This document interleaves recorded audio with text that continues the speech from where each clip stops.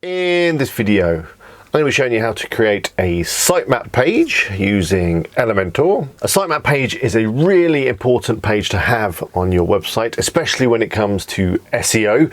In fact, I was putting together my SEO video last week. Did you see it?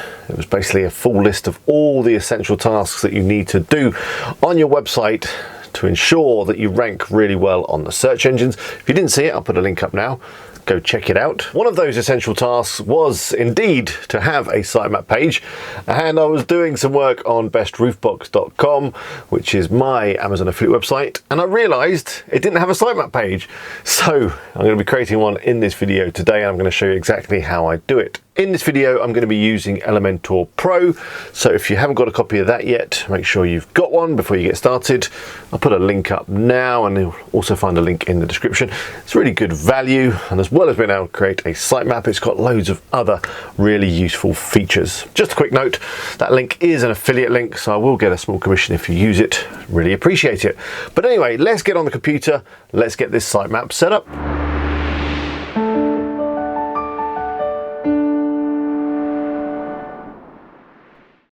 Okay, so I'm over at bestroofbox.com. I'm logged in. I've got Elementor Pro installed, ready to go. So the first thing we need to do is create a page that we're going to put our sitemap on. So we'll go to New and then Page. Give it a title. Sitemap is probably all we need to put there. Let's click Publish. There we go, that's all good. Now let's edit with Elementor.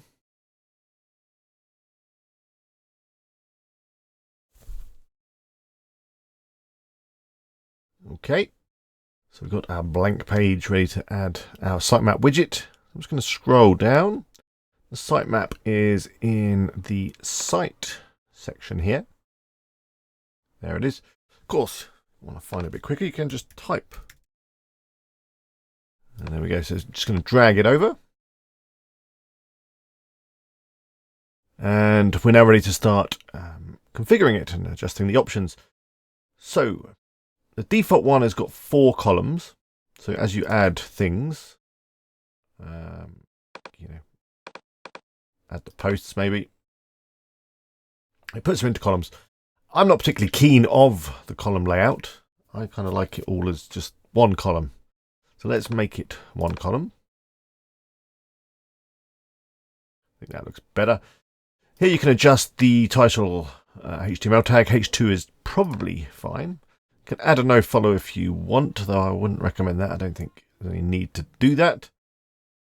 In additional options, you can exclude certain posts and pages if you want. So for example, maybe you've got a thank you page or something like that people view after they fill in a form or something, or maybe you've got a checkout and you don't want all the checkout pages to appear. You can enter the IDs in here. Go for, oh no, you don't actually have to enter IDs, you can just search them. So just go manual selection and then type in the page you want to exclude. So there we go, and you can also exclude protected posts.